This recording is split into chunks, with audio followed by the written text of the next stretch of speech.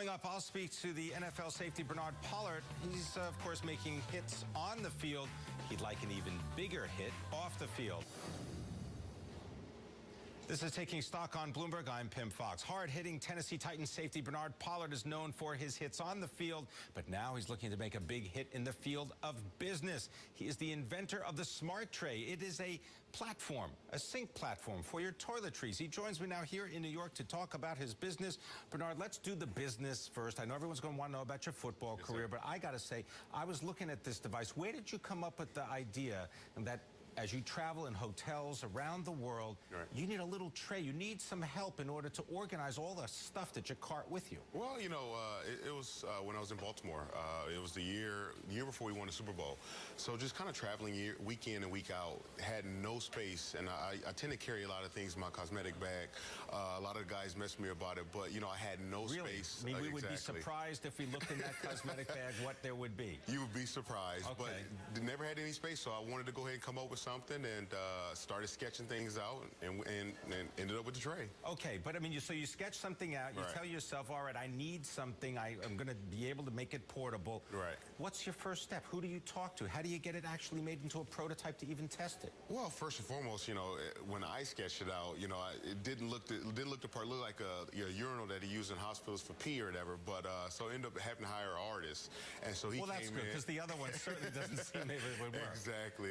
So I hired an artist. He came in, drew some things up, about 4 mock-ups. We finally came up with what we liked and went on to the process of getting the prototypes. And after the prototypes, started filing for the patents and for the tooling. Now, did you test this out? I mean, did you give it to your teammates? Did you say, hey, look, guys, you know, I'm going into the tray business? Well, you know what? I actually sent it to a couple hospitals. So really, to hospitals? Okay. Exactly. Just allow them to be able to see it, just to be able to use it. They wouldn't be able to use it with the patients, obviously, because of the bacteria and everything else being transferred in the hospitals. But they looked at it. A couple nurses liked it. And so we just went ahead and went with it. And obviously, being in college and in the pros, we had, in our dorms, we had pedestal sinks everywhere. Right, so there you go. That's a good connection. Now we can talk about your football career right now.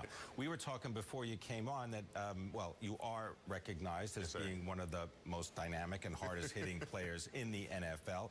And one of the biggest topics in the NFL, of course, is concussions. Tell me what you think. What's going on? Well, like we talk, you know, the only way you're going to take that away is if I think you put leather helmets on or leather hats, because they would no longer be helmets, but take the shoulder pads off.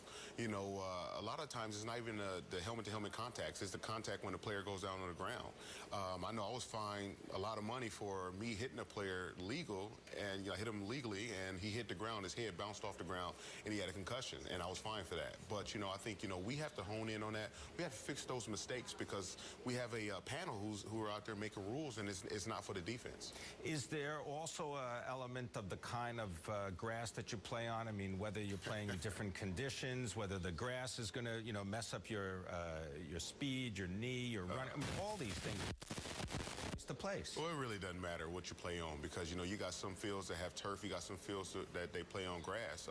A lot of times when you playing in December, it doesn't matter what you're playing on because it's going to get hard anyways. So I just think, you know, it's just a physical game. It's a violent game. This is what our fans love. This is why this is a $15 to $20 billion industry, business, and they're going to continue to grow. And I think, you know. They're going to last for 30 years? I knew I had to give you that one because you did. I mean, that maybe, but maybe you can change it. You know what? Players are getting bigger, faster, stronger, quicker, year in and year out. So it's just one of them things where the hits they're going to continue.